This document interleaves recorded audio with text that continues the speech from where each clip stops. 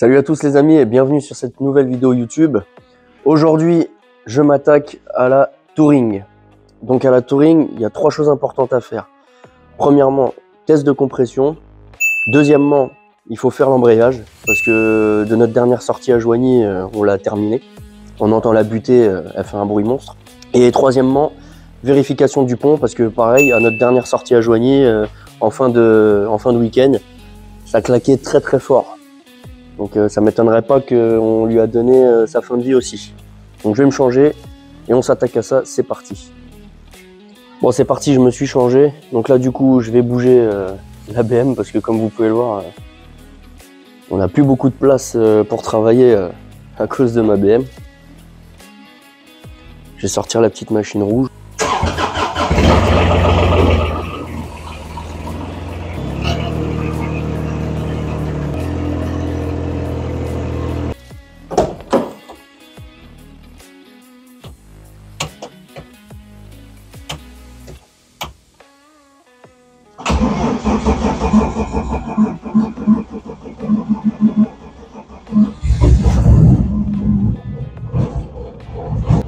Ça c'est la joie de l'éthanol quand il fait très froid. Mais elle démarre toujours cette voiture.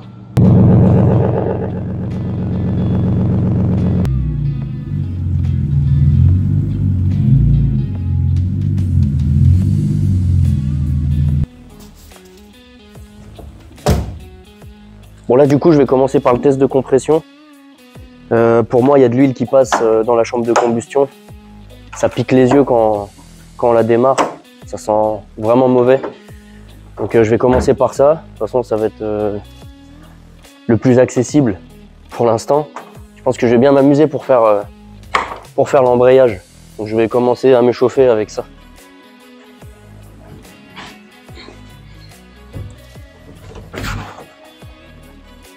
Bon du coup, pour accéder aux bougies, donc parce que bien évidemment pour faire le test de compression, pour ceux qui ne savent pas, sur un moteur essence, on retire la bougie et on vient mettre à la place de la bougie un manomètre. Donc là pour y accéder, il faut retirer le cache plastique. Donc chez BM, tu as deux petites capsules ici, une ici et une ici. Hop, on les enlève, clé de 10. Et on n'oublie pas de retirer le bouchon du remplissage d'huile, sinon on ne peut pas l'enlever.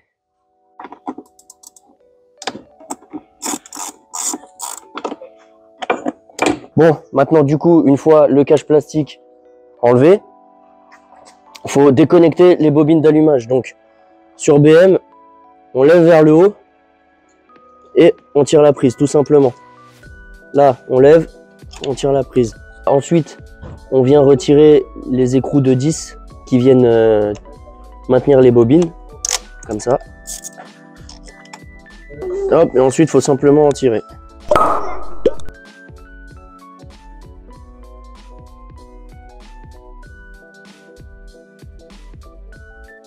Du coup, une fois les bobines enlevées, vous avez accès aux bougies d'allumage qu'on voit dans le fond. Donc sur BM, c'est du 16, donc il vous faut une douille pour bougie, pour aller jusqu'au fond. Et on va toutes les retirer.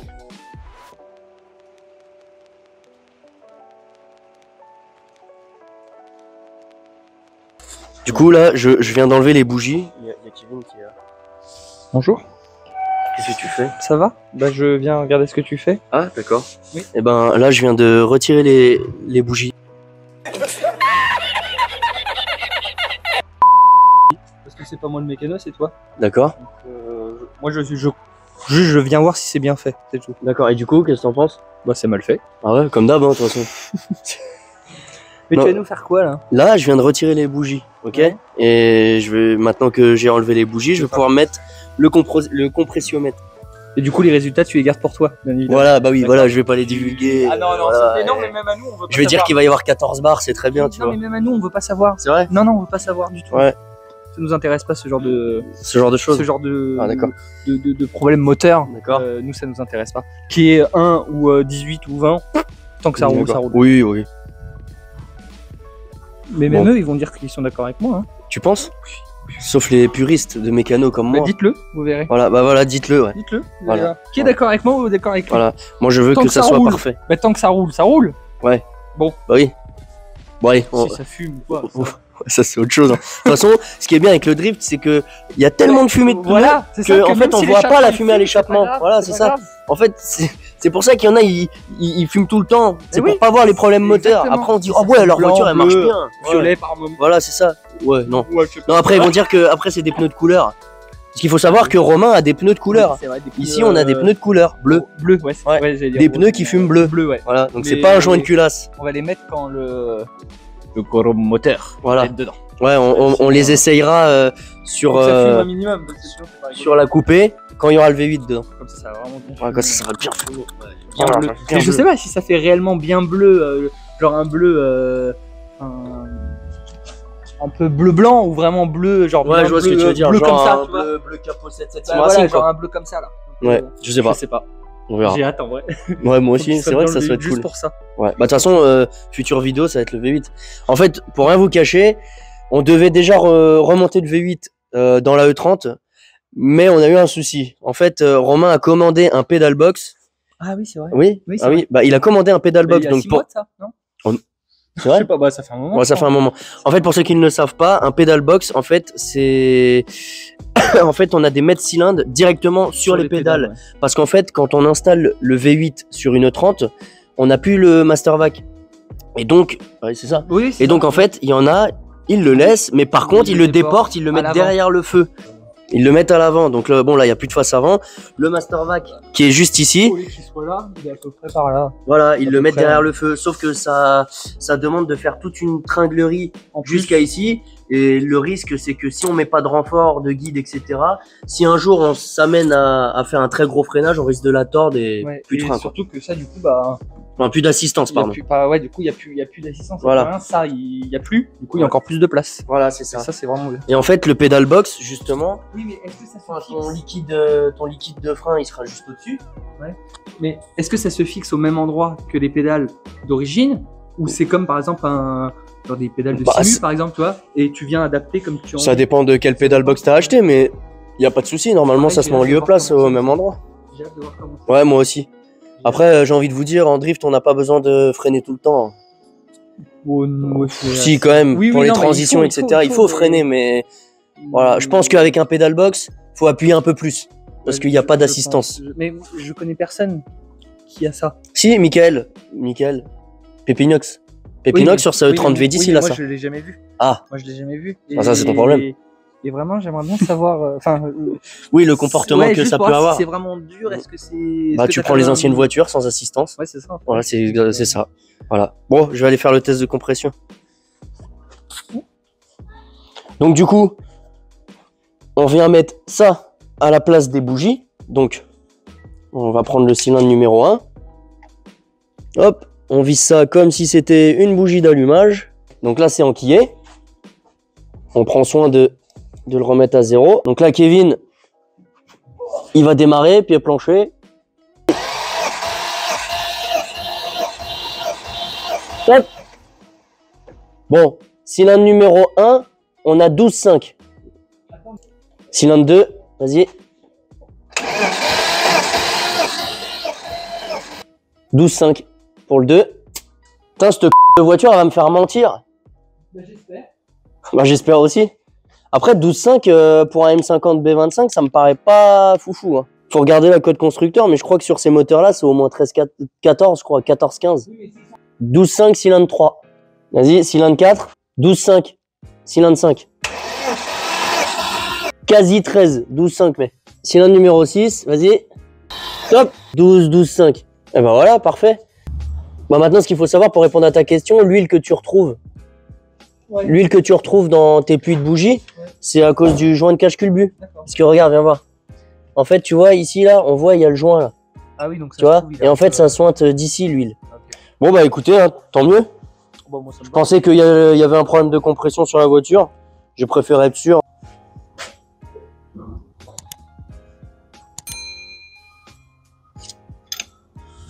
Bon, évidemment, hein, le serrage des bougies, c'est pas comme un barge. Hein. Bon, bah du coup, en fait, l'odeur, c'était pas la compression. Je viens de voir de ce côté-là de la voiture qu'il y a une fuite. Et c'est de l'éthanol. Donc en fait, on a un flexible qui doit être percé. Et du coup, bah, l'éthanol coule par terre. Donc l'odeur, bah, elle vient d'ici. Ah, ça tombe bien, la voiture, je dois la lever pour faire l'embrayage. Donc je vais aller regarder ça. Bon là, du coup, je vais remettre les bobines. Pas ouf les compressions. Hein. Je viens d'envoyer le message à Romain. Hein. Ouais. Il m'a renvoyé du coup ce que je lui avais envoyé. Non, il a écrit toi PD. Hein. Non, non, il m'a renvoyé les compressions de l'autre qu'on avait fait. Ouais, mais je t'ai dit, celles de l'autre, elles étaient un peu plus élevées. Ouais, très, après, du coup, là, elles sont pas ouf, parce que, tu vois, 12,5. Bon, de base, je voulais pas savoir, mais du coup, je suis trop curieux, alors. Non, mais 12,5, enfin, ça va. Après, moi, je connais pas les valeurs constructeurs de ce moteur-là. Bon, en fait, il faut se renseigner, savoir combien de bars ça doit sortir. De toute façon, à mon avis, il y a un peu d'huile qui passe dans la chambre de combustion. De toute façon, tu m'avais dit qu'elle bouffait de l'huile, celle-là. Oui. Ah, voilà. Donc oui, donc voilà. Non, c'est pas méchant. Tu vois, t'es à 12,5. Mais en fait, ce qui se passe, c'est qu'avec ton segment, t'as l'huile qui passe dans la chambre de combustion, ça part dans l'échappement et c'est pour ça que ça sent un peu et que ça pique un peu. De base, je voulais vraiment pas savoir. Mais oui, bon, bah c'est pas grave. C'est pas grave. Au pire des cas, de toute façon, il faudra le refaire ce bloc-là. Quoi? Bah oui. Bah oui. De toute façon, on en a un spare derrière qui va passer en turbo. Donc quand celui-là on l'aura fini, on n'aura qu'à le mettre dans la Touring et celui-là on s'en occupera. Voilà, bon pour l'instant. Oui, pour l'instant il va très bien rouler. On peut toujours rouler. Au moins. Au moins. Au moins la moteur. Ouais.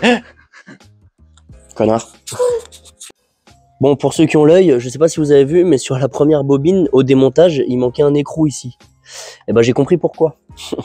Parce qu'en fait, le filetage était complètement bousillé et en fait, la tige filetée juste derrière, et ben on pouvait l'enlever à la main, elle tenait pas. Du coup, j'ai refait le filetage et j'ai remis un écrou et puis voilà.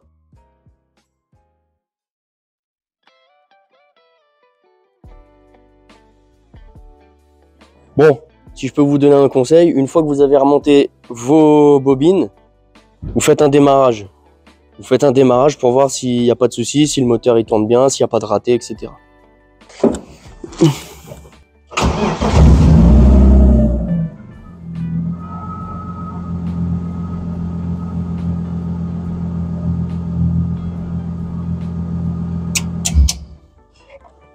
C'est bon, pas de souci.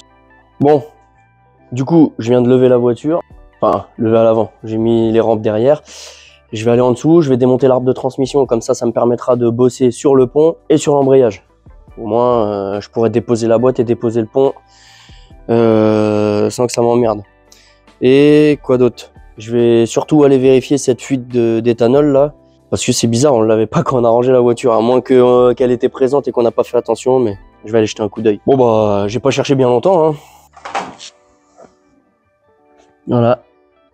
C'est le flexible sur la pompe qui est percé. Du coup, rebelote. Comme la couper.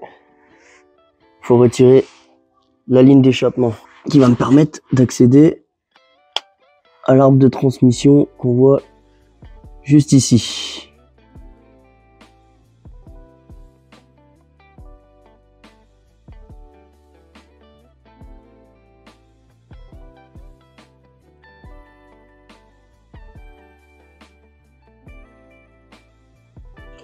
Bon, du coup, je viens de déposer la ligne d'échappement et ça m'a permis de répondre à une question. Quand on démarrait la voiture, il y a de l'eau qui coulait depuis la ligne d'échappement. J'en déduisais que la ligne était très certainement percée. Sauf que, au démontage, je me suis aperçu d'une chose. En fait, que c'était pas du tout serré à ce niveau ici. Regardez comment ça bouge. Parce qu'en fait, le problème, c'est que ça là, si on laisse ça comme ça, avec les vibrations, la température, etc., ça va être irréparable. Je vais pouvoir renquiller ça dedans, resserrer, et puis ça va être bien. Bon, ensuite, maintenant qu'il n'y a plus la ligne d'échappement, on a déjà vachement plus de place. Donc maintenant, on va venir enlever la coque de protection de l'arbre de transmission. Donc en fait, ça c'est un pare-chaleur pour, vu que la ligne passe juste ici, ça permet de protéger l'arbre de transmission juste en haut.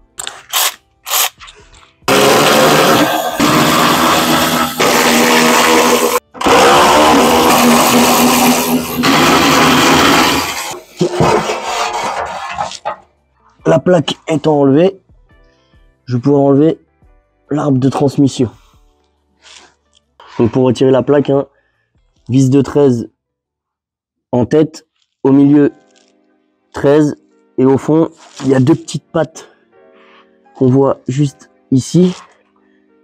Voilà, 10 et 10.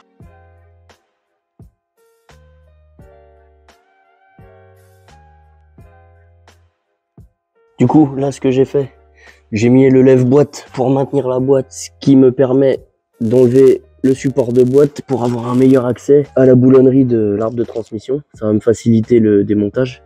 Un support, il ressemble à ça. Il était positionné juste ici, ce qui me gênait en fait l'accès à la boulonnerie de l'arbre.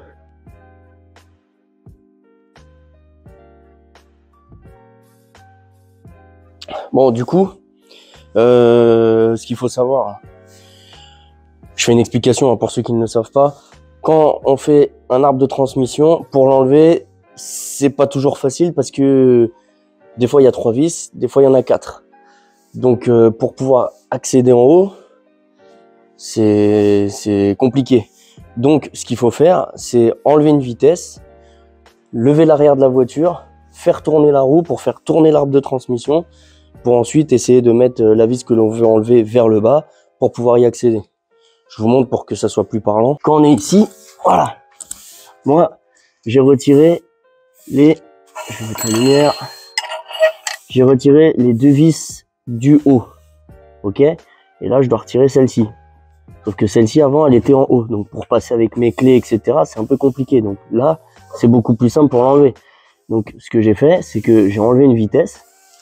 J'ai levé les 2 roues. J'ai fait tourner la roue, ce qui a fait tourner l'arbre de transmission, logique.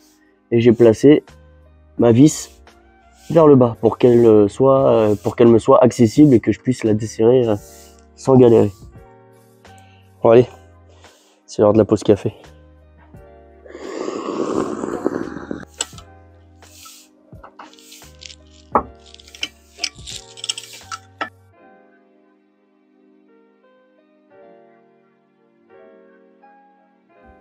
Donc là, comme je vous disais, comme vous voyez là, j'ai retiré mon écrou.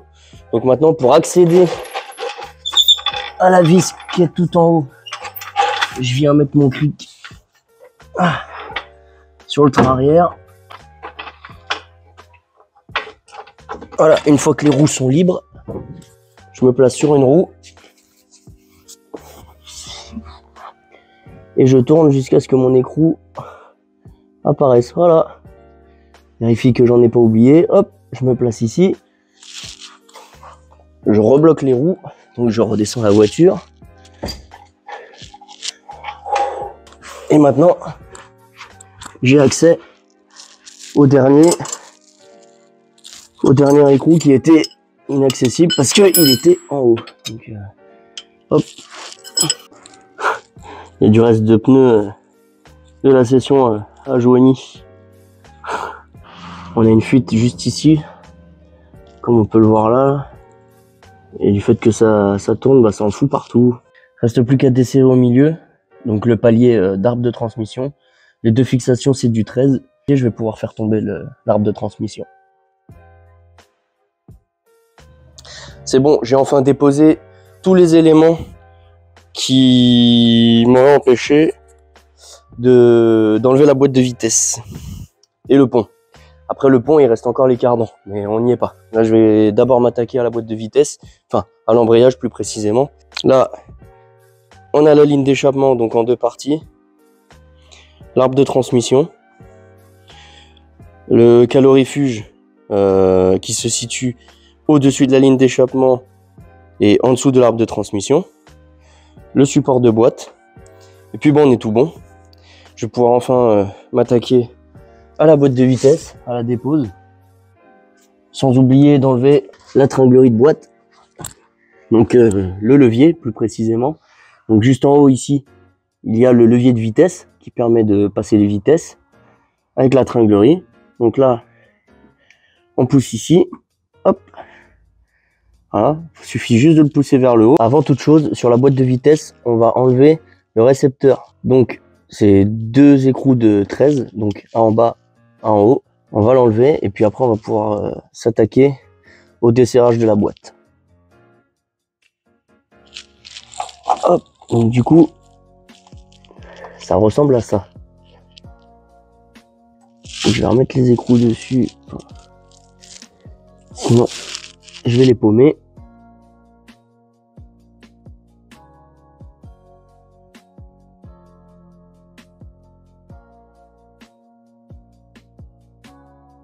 Du coup, arrivé ici au niveau du shifter, faut enlever le support, juste ici, c'est une clé de 13, et le levier de vitesse. Donc le levier de vitesse, il est maintenu avec une goupille, juste ici. Ensuite, il faut retirer le capteur de marche arrière qui est juste ici. Bon, du coup, toutes les vis de boîte du bas ont été enlevées. Donc elles sont là. Voilà. Ensuite, il faut que je retire les dernières vis du démarreur qui se situent juste ici et les deux vis de boîte qui se situent en haut. Je vais vous montrer. Donc voilà, nous on est ici, on est à ce niveau-là. Donc c'est les deux vis qui sont ici que je dois attraper. Donc, vis du démarreur. Là. La vis avec l'écrou juste ici, donc accessible sous le collecteur d'admission. Et la dernière, juste derrière la culasse. Parce que celle du bas, j'ai réussi à l'avoir. Donc pour ça, le meilleur conseil que je puisse vous donner, c'est d'enlever le collecteur d'admission. Parce que, comme vous pouvez le voir, il n'y a vraiment pas du tout d'espace, étant donné que je dois aller chercher la visserie qui est ici et celle derrière la culasse. Donc je vais enlever tout le collecteur d'admission et comme ça je vais me faire de la place. Ça fait de la démonte, mais au moins je gagne du temps et ça me fait moins galérer.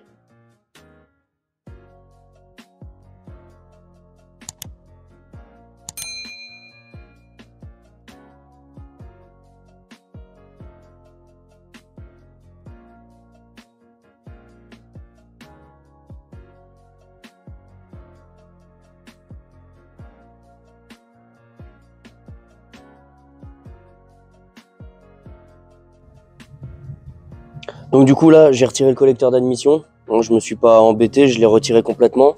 J'ai retiré toutes les prises, j'ai retiré le volet papillon.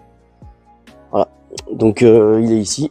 Donc pour le retirer, vous avez 1, 2, 3, 4, 5, 6, 7 vis. Et vous avez les 6 injecteurs à enlever. Donc, ce qu'il faut faire par contre, quand vous faites... quand vous enlevez votre collecteur d'admission, tiens, ouais, il faut surtout protéger les soupapes. Parce que quand vous allez le retirer, et les injecteurs aussi, hein, je les ai mis bien la tête dans le chiffon, juste en dessous, vous avez les soupapes. Donc, faut surtout pas qu'il y ait de la merde qui tombe dedans. Donc, vous mettez des chiffons. Faut vraiment rien qui tombe dedans. Faut vraiment bien les protéger. Donc, ensuite, quand vous avez enlevé votre collecteur d'admission, vous avez tout de suite accès aux vis du démarreur qu'on voit juste ici. Je sais pas si on le voit en vidéo. L'écrou, là où il y a mon doigt. Ouais. Donc voilà.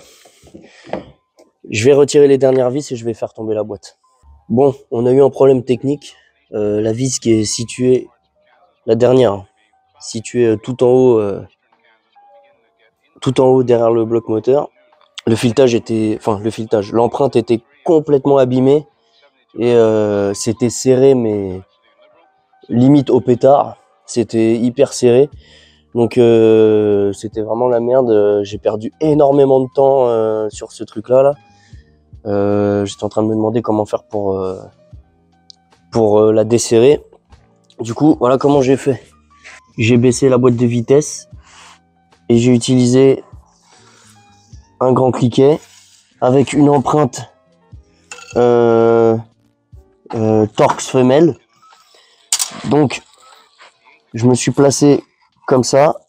Avec le marteau, je me suis mis pile poil sur la vis. J'ai tapé pour refaire une empreinte et hop, j'ai desserré. Par contre, c'était serré à la mort. Hein. Franchement, je pensais pas y arriver. Donc là, c'est bon, elle bouge. Je vais l'enlever, je vais faire tomber la boîte.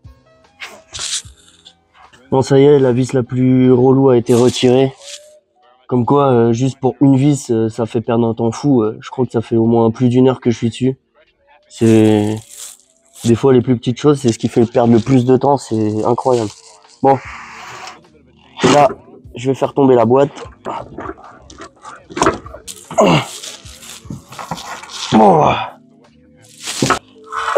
J'ai pas voulu rentrer dans la voiture vu que j'étais tout cracra. J'avais pas envie de salir les bossiages rouges. Du coup, j'ai laissé le shifter. Enfin sorti. La butée, elle est HS. Donc butée HS, nouvelle butée. Donc on l'entendait bien quand on a fait notre dernière session à Joigny. Voilà, et celle-ci, pas un bruit. Voilà, donc HS neuve. Donc là, nettoyage de la boîte des vitesses, même à l'intérieur.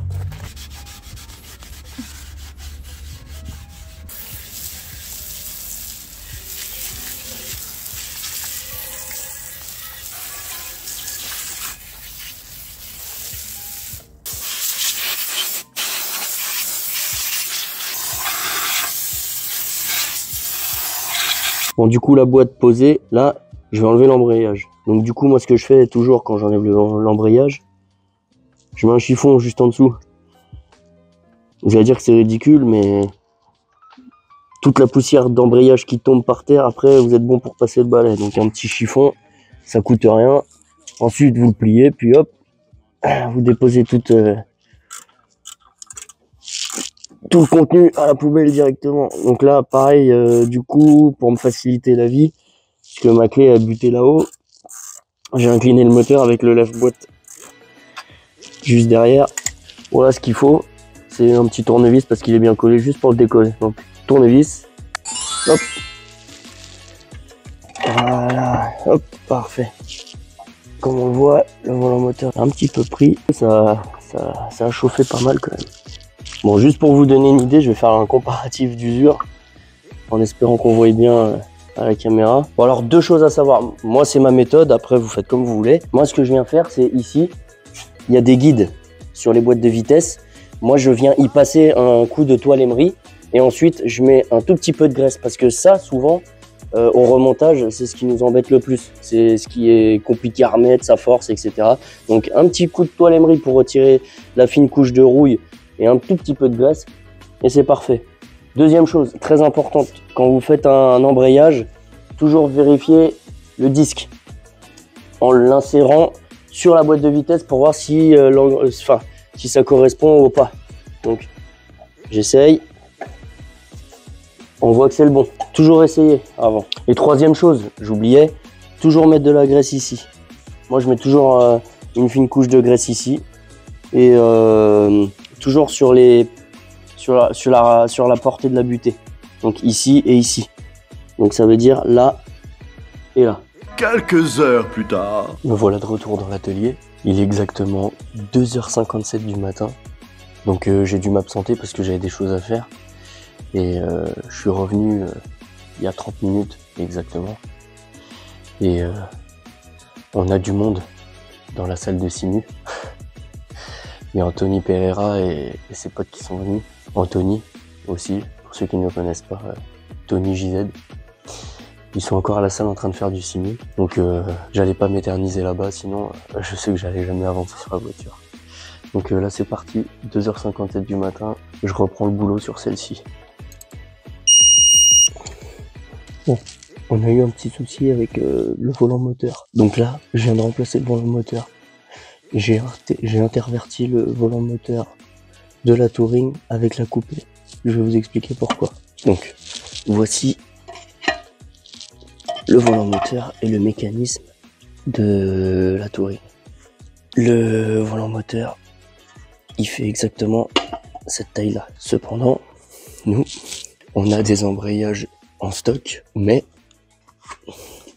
comme vous pouvez voir, ce ne sont pas les mêmes dimensions. Voilà. Donc c'est simple. Ooh, that's kind of small. Ça se voit à l'œil nu.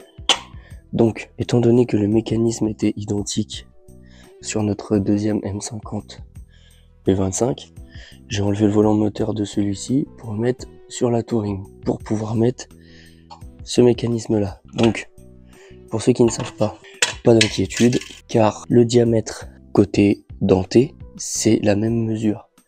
J'ai mesuré, c'est 28 cm. Donc ça correspond à celui de la Touring. La seule chose qui change, c'est le côté volant moteur. Lui mesure 29. Et celui qui était dessus, 28. Donc même dimension que le côté denté et volant moteur. Donc j'ai simplement interverti. Et maintenant je vais pouvoir monter mon nouvel embrayage.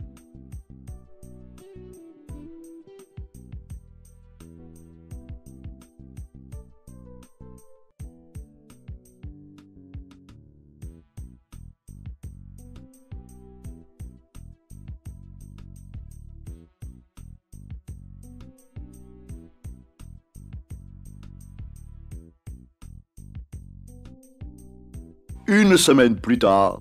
Salut les amis, bon bah on se retrouve une semaine plus tard, on est à l'atelier. Bonjour. Hein? J'ai dit bien le bonjour. Ah oui, bien le bonjour. Et du coup, bah aujourd'hui on va s'attaquer, on va finir les travaux sur la Touring.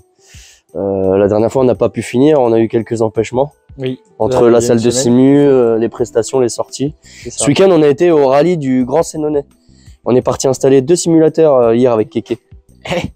Merci DS. Et merci DNS. Ouais. Petit cadeau d'anniversaire. Petit cadeau d'anniversière, hein, merci les copains. Merci bien. Hein. Bon bah juste avant de commencer la vidéo, je vais m'occuper de la 7.7 mobile. J'avais des grosses vibrations, la ligne d'échappement elle s'est fait la jaquette et puis j'ai regardé en fait, il y a un collier, il s'est dit tiens, et si je quittais mon logement, hein? Et si je quittais mon logement et comme ça bah je crée ce phénomène là qui est que la ligne bouge. J'en ai pour 10 minutes à faire ça et puis après on va s'attaquer à la Touring. Et il va falloir que tu il va falloir que tu me montres l'embrayage de la Touring. Ouais. Faudra. Ok. Juste pour voir. Ouais, tu vas comment voir. il était abîmé. On l'a limé. Bon, peut-être qu'il est en bon état encore. Mais... Non, il était pas en bon état, il était limé. En plus, la butée, elle faisait du bruit. Si on débrayait pas, ça faisait... Alors ça, ouais, je crois. Pourquoi? Alors, moi je vais vous arrêter. Ah cool, ça faisait longtemps. Puis même à la main, on fait tourner, les roulements, ils sont morts. Tu fais très bien le bruit de la butée en tout cas. T'as vu ça? Alors ça, ouais, je crois que pour le coup.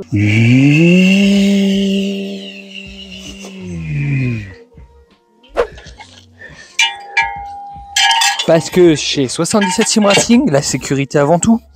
Effectivement. C'est bon, il n'y a plus de bruit. C'était horrible. Quand je démarrais ma voiture, la ligne, elle tapait en dessous de la carcasse.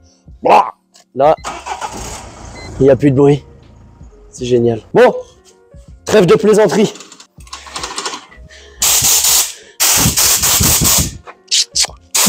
Romain, il va voir la vidéo, il va dire ils sont encore en train de jouer avec les pistolets.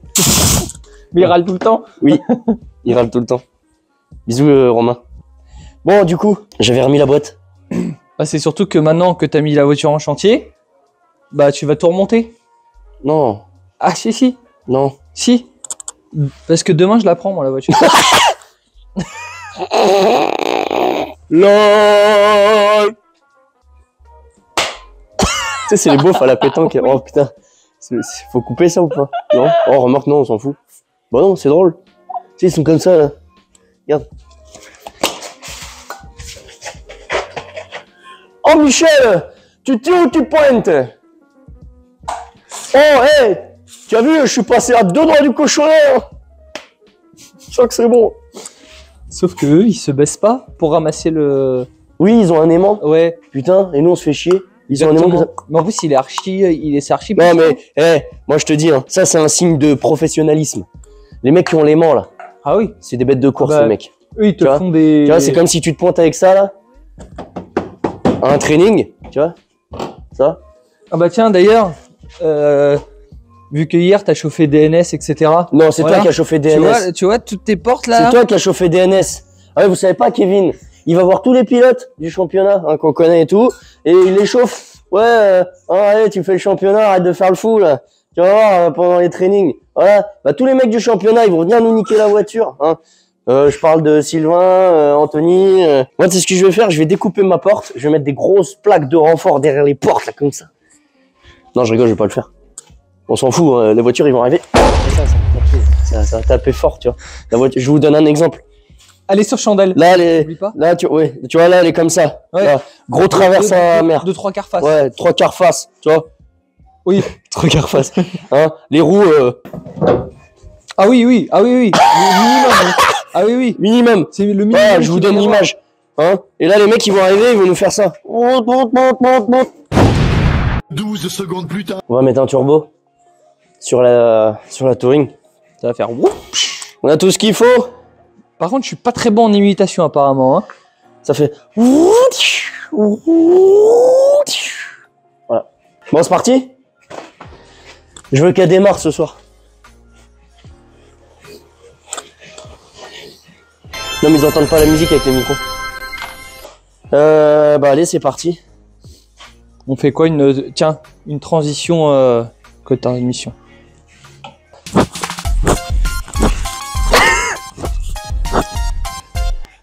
Tutoriel numéro 2, et je vais vous montrer comment remonter une boîte de vitesse tout seul. Déjà, la boîte, faut la positionner en face du volant moteur avec l'embrayage. Ensuite, faut soulever la boîte. Adrien. Bon, après, faut soulever la boîte. Allez, fiole. Regarde, tu l'attrapes. Tu mets ta jambe en dessous. J'espère que tu ne te sers pas de ta jambe pour autre chose, hein, parce que après t'as mal. Voilà, t'essayes de te placer en dessous comme ça, la boîte, la salope. Voilà. Moi je me mets en position comme ça, tu vois. Ensuite, je me suis fait chier, j'ai pas enlevé ça, alors il faut que je le tienne en même temps. Pourquoi tu la remontes la boîte là? Bah parce qu'il faut remonter la boîte peut-être pour que la voiture elle fonctionne. Non, mais vu que tu t'as dit que ça allait pas. Non mais j'ai regardé. Ouais. En fait si, ça va. Ouais, c'est comme ça qu'on remonte une boîte de vitesse, tout seul. Bon. Lui il arrête pas de m'embêter avec la soufflette. Non, Gianni. Arrête, ça va leur faire mal aux oreilles dans la vie. Et là je claque un ralenti, ta joue elle s'est enfoncée.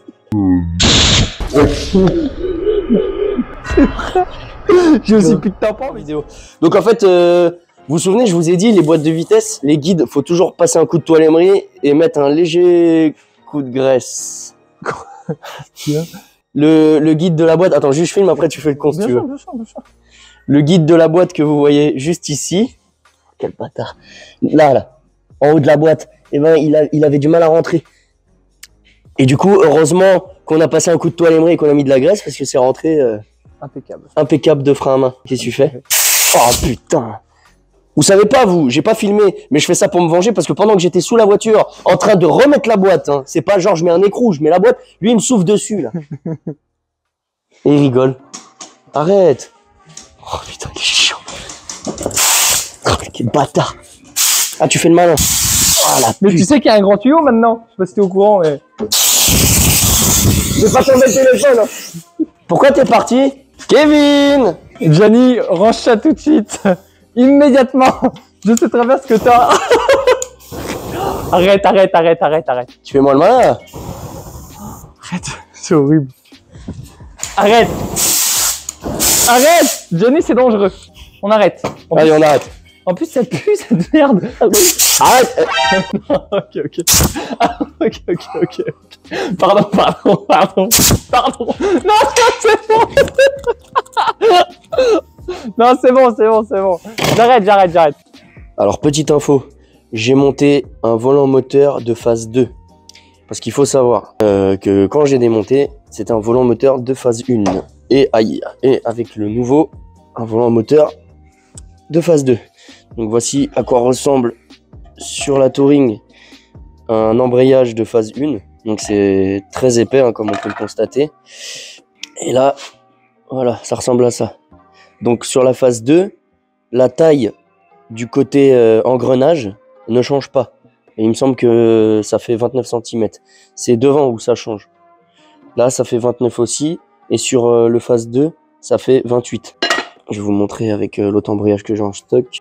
Phase 2, phase 1. On peut voir la différence qui est juste flagrante. Donc, on ne peut pas monter un embrayage de phase 2 sur une phase 1. Impossible. Regardez le souci qu'on a eu. Parce qu'on connaissait pas la référence de celle-ci. Phase 1, embrayage de phase 2. Comme vous pouvez voir, le diamètre, c'est pas du tout le même. Donc, il a fallu remplacer le volant moteur de la phase 1 pour en mettre un phase 2 pour pouvoir installer le mécanisme et tout l'embrayage.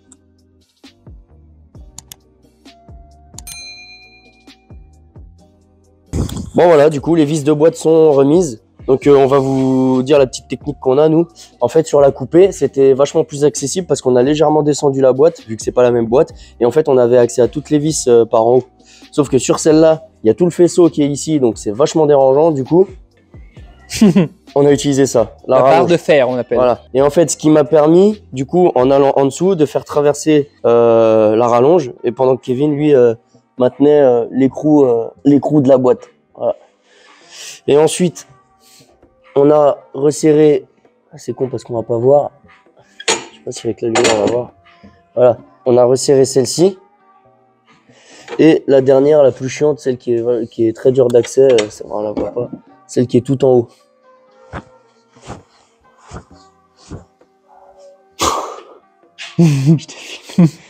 Et du coup, en fait, on a dû utiliser une rallonge.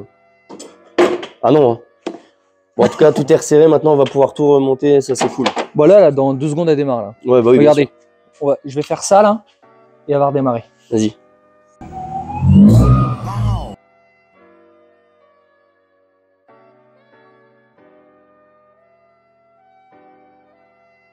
Bon, j'ai remonté le récepteur. Et très important, quand vous avez fini de monter la boîte de vitesse, tout de suite, j'ai une coupe de ouf, essayez la pédale d'embrayage. Parce que ça serait bête de tout recommencer. J'ai envie de vous dire, c'est parfait. Impeccable. Bon, maintenant que tout côté boîte, c'est ok, je vais m'occuper de tout le compartiment moteur. Comme ça, ensuite, je pourrais m'attaquer au remontage de l'arbre de transmission.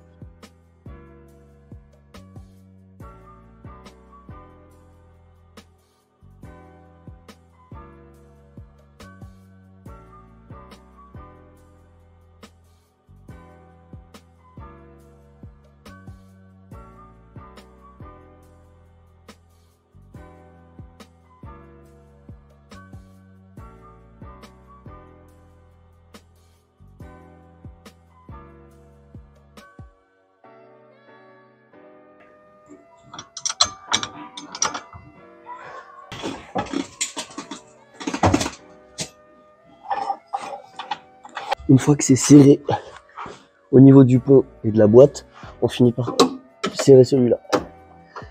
Comme ça, le palier d'arbre de transmission, il aura pris sa place là où il doit se mettre. Parce qu'une fois serré au pont et à la boîte, lui il va se placer tout seul. Après, il suffira juste de le serrer comme je suis en train de faire et c'est bon. Comme ça, ça force sur rien du tout. Allez, je vais m'attaquer à la ligne.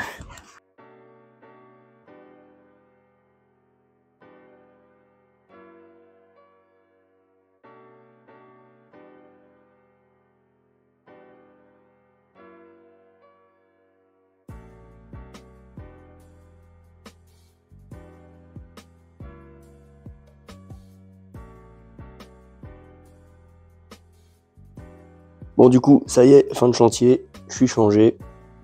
J'ai enfin fini la touring. Donc du coup, tout est remonté, l'arbre de transmission, la ligne d'échappement. La ligne d'échappement, elle est alignée parfaitement, tout est serré, tout est ok. Du coup, le claquement qu'on entendait, ça venait de la ligne d'échappement. Elle tapait la carcasse de la voiture, ça résonnait dans l'habitacle et ça faisait beaucoup de bruit. Donc là, je l'ai placé correctement, je l'ai aligné correctement. Et j'ai tout resserré et puis maintenant tout est nickel. Maintenant je vais la sortir, ça va me permettre de voir si tout va bien.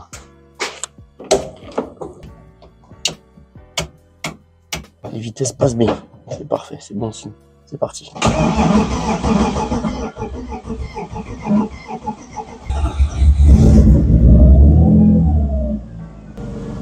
pas s'inquiéter, c'est l'éthanol, c'est tout à fait normal. En plus, il fait super froid. Eh ben, c'est impeccable tout ça.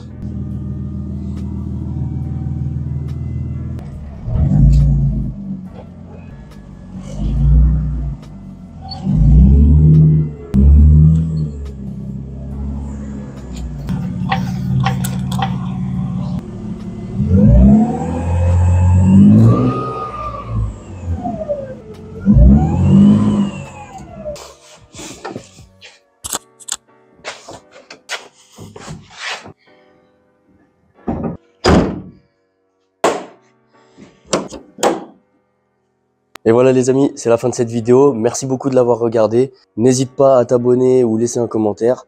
Et je vous dis à la prochaine pour une nouvelle vidéo. Allez, ciao ciao.